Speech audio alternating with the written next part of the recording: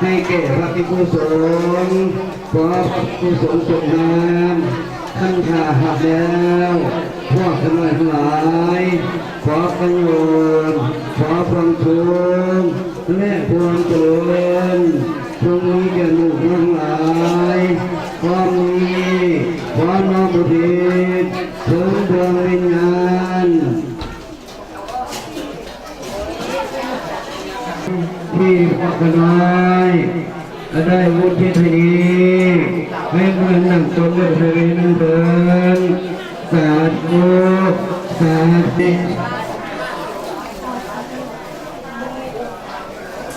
โออาจารย์ทานการกเร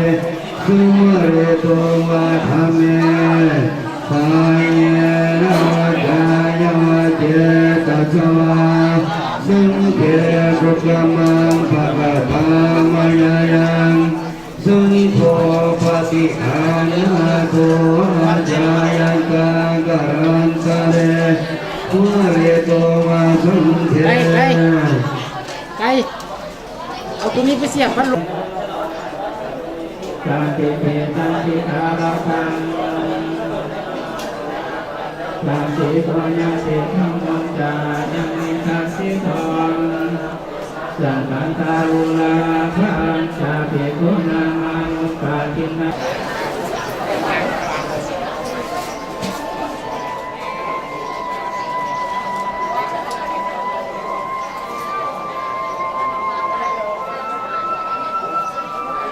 เราเมานะเจอนะ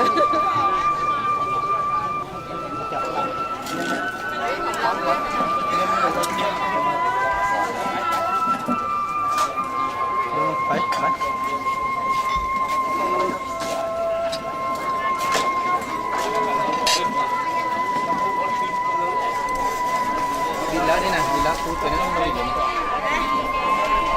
พูดไปนั่นก็บินแล้วบ่ได้แล้ว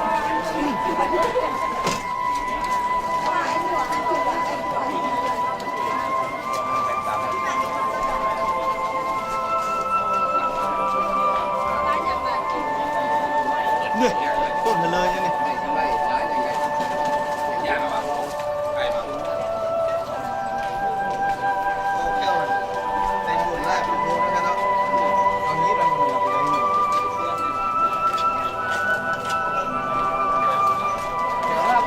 เข้าเด้อ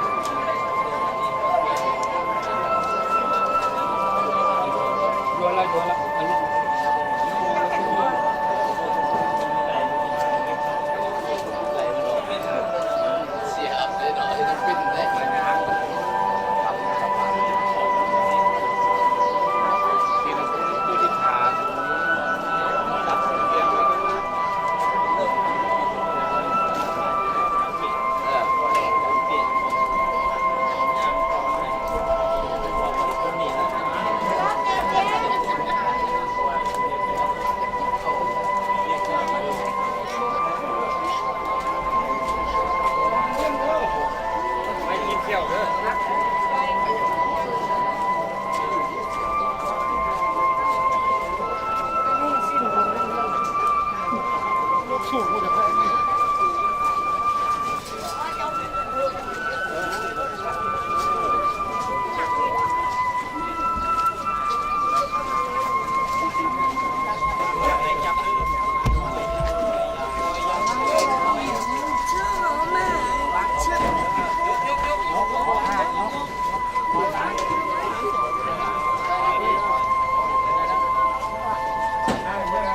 ตัวนั้นมาเลยแบบนี้ง่ายขึ้นง่ายขึ้นง่ายขึ้นเดี๋ยวไปก็ลุก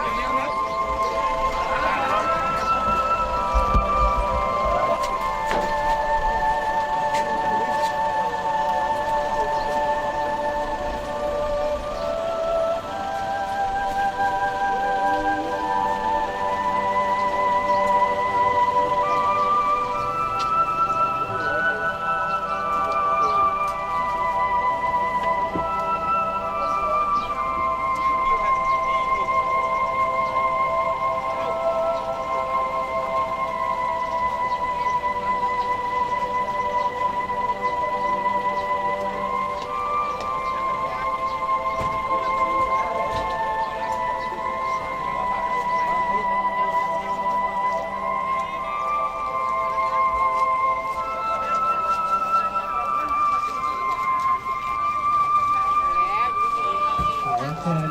บรรดาลูกหลานสายาปัจจเยนะปัจจโย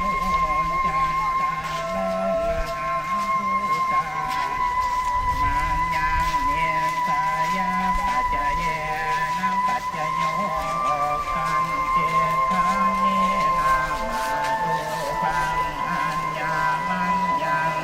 สายาปัจจเยปัจจโย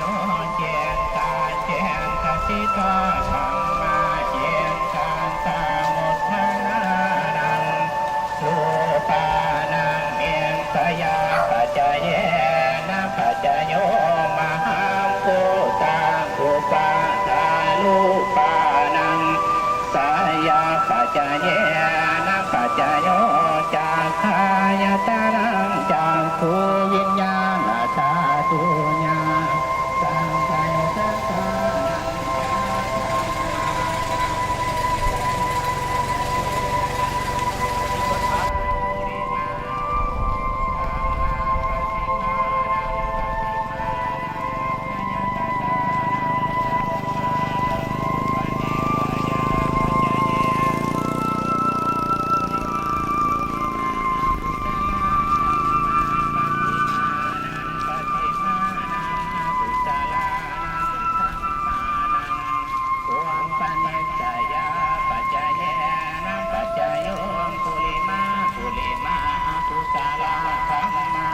รมานังปะปุญตะลานังธรรมานังเกตังเกปนิจจายาปัจจเยนะปัจจโยปุริมาปุสลาธรรมา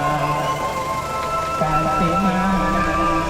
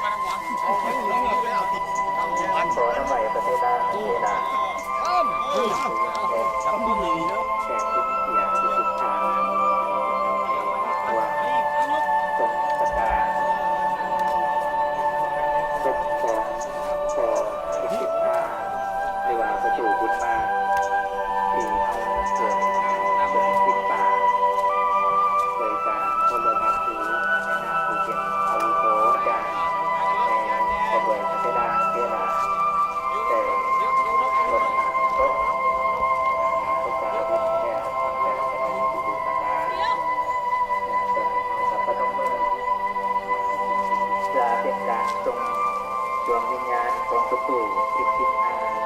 ป็นเจ็ดบุตรที่มีพุทธในตัวขอปัญญาที่หาตรงขอประตูของคนเฮา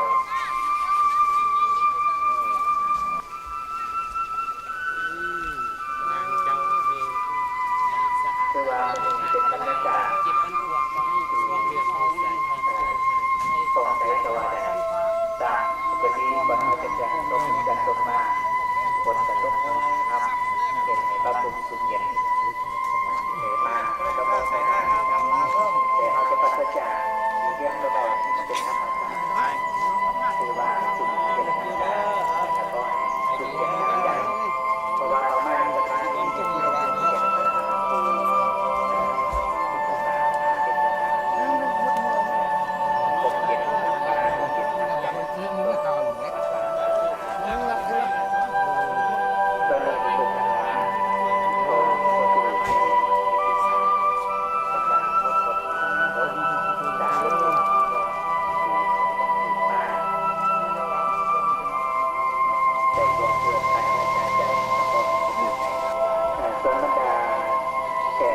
ทุกทางที่มาแต่ก็ให้นานอยู่ตามอัตนาใจ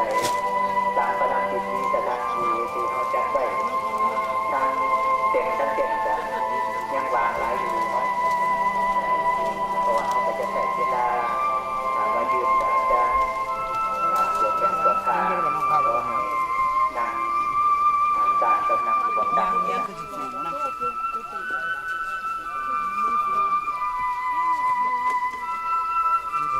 สำหรับใช้บริการเอาเงินของนางหลวงคือว่าในขณะนี้ทั้งคณะกรรมการคณะพิจารณาเขาบอกเองก็กำลังตกแต่งประดับประดาเกี่ยวยองในส่วนในงานทางเบาตามประเพณีโบราณเราก่อนมันทันสมัยก่อนไว้เรามีก่อนบริการมีก่อนขายตลอด24 ชั่วโมงก่อนการเวลาในการสามารถประสานสัมพันธ์ได้อย่างสบายมาจัดที่ตั้งต่อคือด้านความสะดวกสบายแต่ในบางโอกาสจนที่ว่าในสมัยโบราณอาจจะบอกทันสมัยแต่ว่าจากแต่เข้าสู่มานับตั้งแต่ที่ทิ้งทางได้นำทางในการต่างๆสู่บริวารตลอดถึงการสร้างสรรค์พัฒนาต่างๆนานาผู้สู่กับผู้กระดมและค้นคว้าอุปถัมภ์ขับสู้พระพุทธศาสนาก็คือประสงค์ของเรียนอยู่บวรในวัดป่าก็ดีหรือในบ้านก็ดีอันนี้ประตูประดับประดาเอาคอมเมนต์ก็ถือว่าเป็นเกียรติห้อยโตเกิด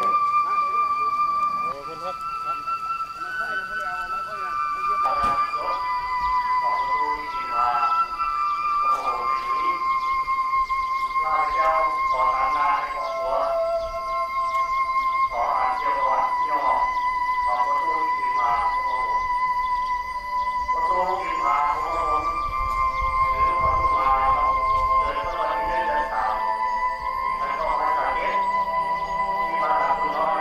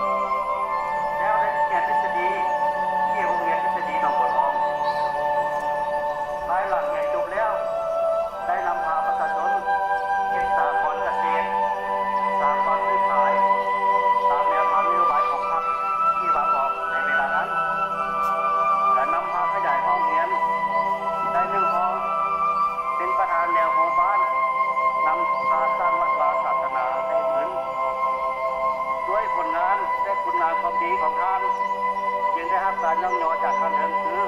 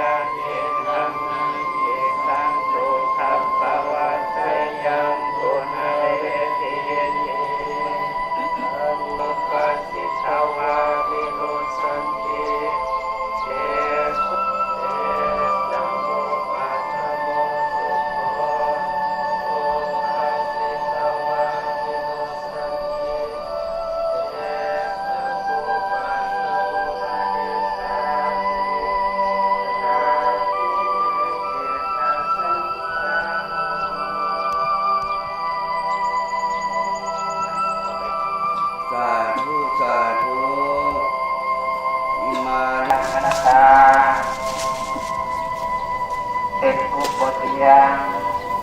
สังขารทั้งหลายปล่อยอย่างน้อยมุตตาธรรมอย่างธรรมโนมีความเกิดแล้วมีความจำไปเป็นธรรมดาในเสนอให้ที่ตัวใจเอาผ่านไตรเสวาครับสุดยอดออกไปบ้านวางเตในโต๊ะทำงานเนาะแต่วางในโต๊ะที่ตั้งจัดไว้ มันจะสะดวก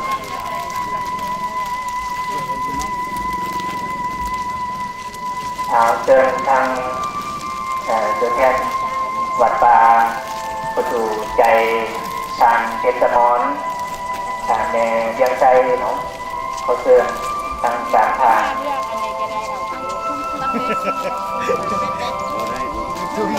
ชื่อได้ผมไปรถมา วางใจโต๊ะให้ชีเจมุ่งสาวไหลดีใจเนาะ